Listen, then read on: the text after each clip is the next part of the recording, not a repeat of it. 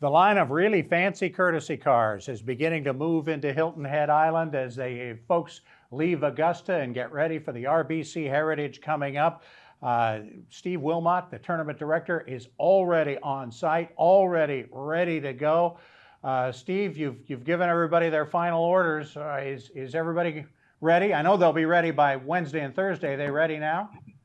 Yeah, well, the team's hard after it, but we're not quite there yet. But the effort that's been put forth has been tremendous. And yes, you talk about the vehicles that drive down to Augusta having to be different than what BMWs that they receive here. We have 168 vehicles on site. But people need to understand something too, that we distribute those.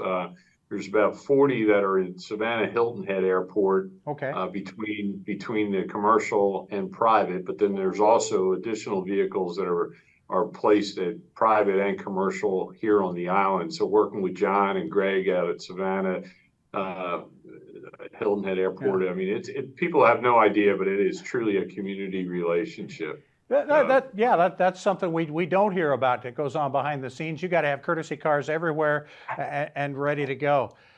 We've talked about the big crowds that we're going to have this coming week. Let me give you the opportunity to tell newcomers coming to the island for the first time to see this RBC Heritage a couple of the tricks they'll need to know in order to make things work out as well as they can.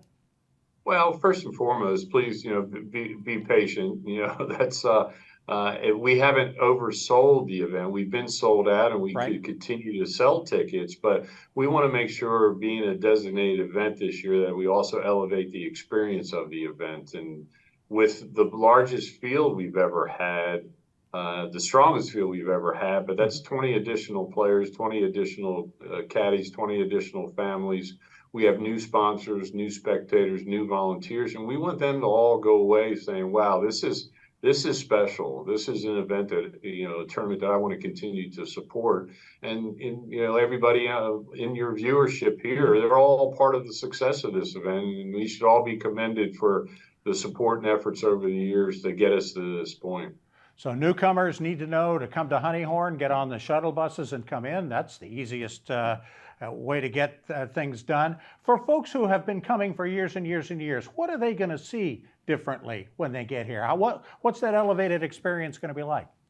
Well, I mean, again, it's, yes, Honeyhorn is where the general spectators are. There is VIP parking within our sponsorships within Sea Pines. But the experience here is the Surge group who handles our concessions operations. They've learned over the last 3 years. Their first year was the COVID year, so there wasn't much of an operation. Then it was the limited capacity. But their experience, what they've learned is this is a part of the elevation. It's a part of the experience of the food and beverage is a big part of this event. Some viewing areas are different. We're sensitive to the general spectators. There are some new bleacher locations out on the golf course. We do have a third-party company. We built a huge complex, new double-deck skybox on 18 with a third party. It's clean, it's fresh, it's fairly expensive, but but that's a part of the elevated experience. We want to continue to be a designated event, and we want to continue to our future with this kind of recognition. We want to make sure that we elevate the experience, not just for our spectators, but for the players, CBS, the PGA Tour, and certainly RBC and Boeing, our partners. And again, you've mentioned more fans and you've mentioned more players. This is going to be the largest field we've ever had?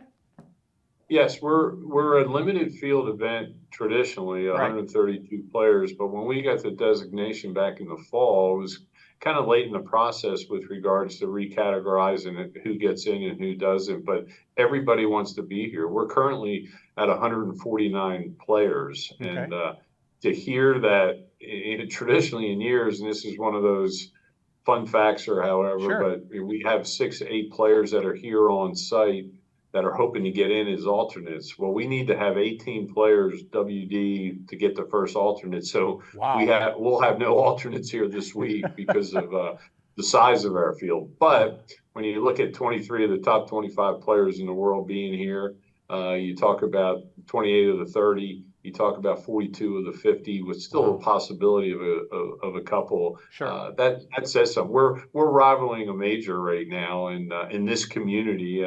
So we all should celebrate together, but we all need to work together as well. Absolutely. Well, we'll let you get back to work to make sure it all happens. We look forward to the week. Thanks so much for spending a little time with us, Steve. We appreciate it. No, Bob, thank you, and thanks for all your continuing support too. And look forward to seeing you out here next week. All right, Steve Wilmot of the RBC Heritage out at Harbortown.